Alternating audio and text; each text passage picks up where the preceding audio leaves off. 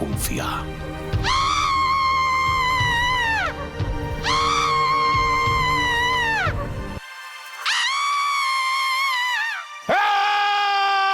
¡Coño, Javier, para allá, que me vas a dejar sordo! ¡Viva, chavales!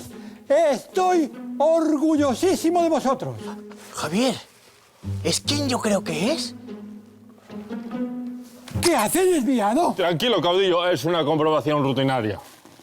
¡Solo hay uno! ¡Es él! ¡Ay, caudillo, qué honor! ¿Y a qué se debe su visita? Pues me han dicho que en España hay una dictadura y he pensado, eso es cosa de mis chavales de Vox. ¡Arriba vosotros! Uy, perdón, señor caudillo, se ha confundido. Eso del golpe de Estado no hemos sido nosotros.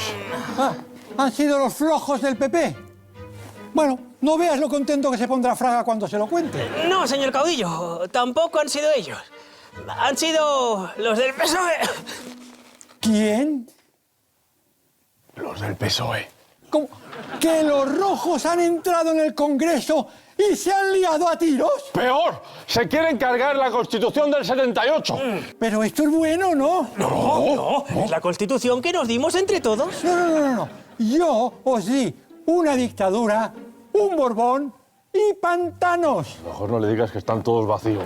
No se preocupe, caudillísimo, que pensamos retomar España, se lo prometo. ¿Sí? ¿Seguro?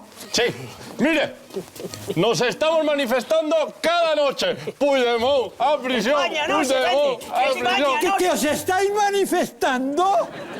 Por las perlas del collar de Carmencita, necesito sentarme. Creo que se me ha subido el huevo a la corbata. No. Pero no se preocupe, porque hemos encontrado la solución para echar a los golpistas. ¡Volver a las urnas! Sí, y vamos a retomar el control de España con el arma definitiva. El fusil. ¡Mejor! ¡Una huelga general! Madre mía. Eso me deja solo una opción. Arriba, parias de la tierra, en pie, famélica legión. Javier, hemos convertido el caudillo en sociata. ¡Maldito perro Sánchez! Primero nos quita la libertad de ser hombres y ahora esto. Agrupémonos todos.